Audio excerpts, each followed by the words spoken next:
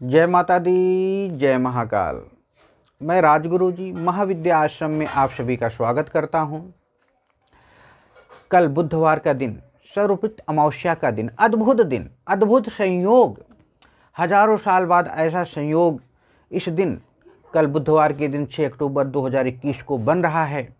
और इस संयोग में अगर जिस भी मानव ने अपने पितरों को दीपदान दे दिया, व्रत रख लिया, तर्पण कर दिया, तो याद रखिए इस दिन किया गया अनुष्ठान या इस दिन किया गया यह कर्म हजारों हजार अनुष्ठानों से भी ज़्यादा फल प्रदान करने वाला है। सौभाग्य है आपका और आपके जीवन धन्य है कि इतने हजारों साल पड़ने वाला यह संयोग आपके जीवन में इस बार आ गया है।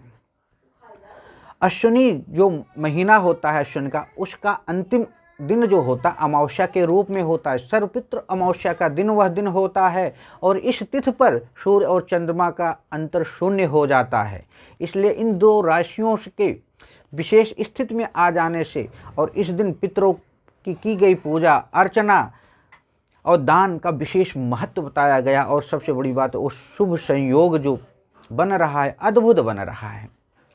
अश्विनी महीने की जो अमावस्या है, पितरों की विशेष पूजा करनी चाहिए और इस बार तो संयोग ही है। इस पर्व पर पिंडदान, तर्पण, श्रद्धा, जिसे श्राद्ध कहते हैं, करना चाहिए। अगर जो मानो इस अमावस्या को कर लिया तो जान लीजिए कि हजारों साल उसके कुल में अगर किसी ने श्राद्ध नहीं किया है तो उसका भी उसको फल प्राप्त हो जाता है। ये सब संभव ना हो तो इस दिन या इस तिथि पर पितरों की तृप्ति के लिए व्रत रखना चाहिए, व्रत का संकल्प लेना चाहिए। अश्विनी महीने की अमावस्या पर ब्राह्मण भोजन के साथ साथ गाय को खिलाना चाहिए। साथ ही इस दिन खीर और अन्य खाने के चीज़ों को, पूड़ी है, सब्जी है, जो भी है, जो भी आपके पितृ खाते हों उनको दान करना चाहिए। या 6 अक्टूबर का जो हस्त नक्षत्र पड़ रहा है, सर्वपित अमावस्या का शुभ संयोग बना रहा है। साथ ही सर्वार्ध सिद्ध योग भी है इसमें। इस दिन सूर्य, चंद्रमा, मंगल और बुध एक ही राशि में रहेंगे। यह बहुत अद्भुत योग है, हजारों सालों बाद पड़ने वाला यह योग है। वहीं सूर्य और बुध से बुद्धित्व योग का निर्माण हो रहा है और चंद्र मंगल महालक्ष्मी का योग बना रहे हैं। इस तरह इस ग्रहों की विशेष स्थिति बन जाने से इस समय अगर कल जो व्यक्ति अपने पितरों का दान करेगा, तर्पण करेगा, मर्जन करेगा, श्राद्ध करेगा, व्रत करेगा, ब्राह्मण को भोजन कराएगा, व्रत करने का संकल्प लेगा, उसके जीवन की दिशा और दशा बदलने वाली है। हजारों हजार अनुष्ठानों का फल उसे एक ही दिन और थोड़े से कर्म में थोड़े ही समय में प्राप्त होने वाले हैं।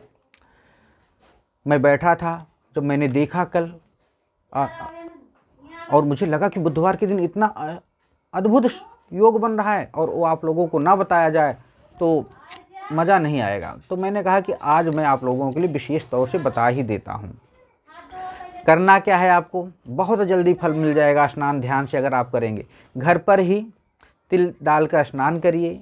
इस पर चावल की खीर बनाकर चावल अपने पितरों को लिए पिंडदान करें, धूप दें, सुबह पीपल के पेड़ पर जल छोड़ें, कच्चा सूता दूध चढ़ाएं, पितरों की तृप्ति के लिए संकल्प लेके अन्न जल का दान करें, जल का दान करें।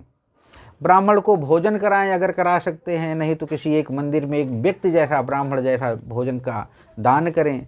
बनाए गए भोजन में सबसे पहले आपको अपने गाय जो होता है, गाय है, कुत्ता है, के लिए अलग से निकाल दें, बिल्ली है तो उसके लिए अलग से निकाल दें। यह अद्भुत जो संयोग बन रहा है, आपको बता रहा हूँ, जीवन की दिशा और दशा बदलने वाला है, जिसको आप कह ही नहीं सकते कि ऐसा समय भी आ सकता है जीवन में।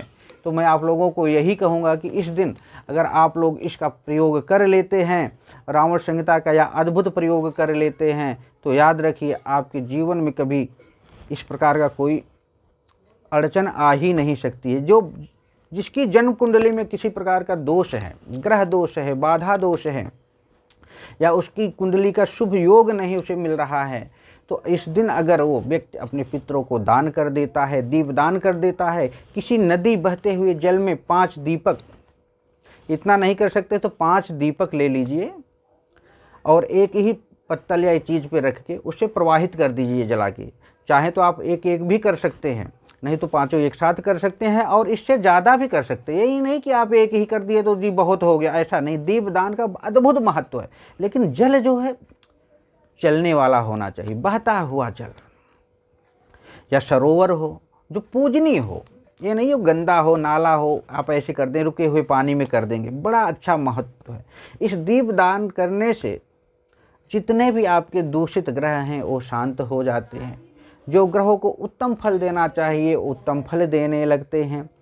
लेकिन दीपक जो है सरसों के तेल का ही होना चाहिए, ये नहीं कि आप देसी घी का चले। हर जगह का अपना अलग अलग महत्व है, क्योंकि कल अमावस्या के दिन जब आप दीपक देंगे तो उसमें पंचदेवों को साक्षी मान के ही दीपक जलाना चाहिए। गणेश, दुर्गा, शिव, विष्णु और सूर्य, इन 5 देवों को साक्षी मान के प्रार्थना करके कि हमारे पितरों का उद्धार करें, उनको अनंत यात्रा पे भेजें, वो अगर इतर योनि में टहल रहे हैं तो उनका कल्याण करें और हमें अपना आशीर्वाद प्रदान करें। इस प्रकार आप इन पंचदेवों को साक्षी मान के जैसे ही आप प्रवाहित कर देंगे, आप देखेंगे हफ्ता 10 दिन के अंदर आपकी जीवन की दिशा और दशा बदल रही है। और दीपदान करने का एक अलग महत्व है कि उस दिन गरीब को भोजन कराइए। उस दिन नहीं करा सकते हैं, दूसरे दिन जरूर कराना चाहिए। इससे क्या होगा कि आपकी कुंडली में जितने भी बुरे ग्रह हैं उन ग्रहों का प्रभाव कम हो जाएगा। कार्यों में जितनी भी रुकावटें आपकी लाइफ में आ रही हैं वो सब समाप्त हो जाएंगी। व्यक्ति का भाग्योदय उत्पन्न हो जाएगा, जिससे जीवन की समस्त प्रकार की समस्याओं का अंत हो जाएगा।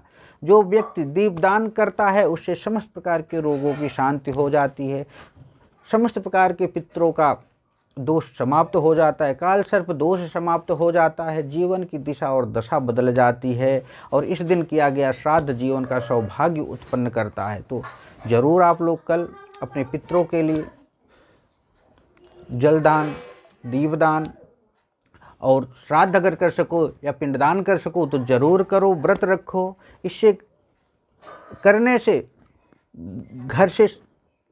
घर जैसी समस्या, कलह जैसी समस्या का निदान हो जाता है, संपत्ति जैसी समस्याओं की बाधाएं दूर हो जाती हैं।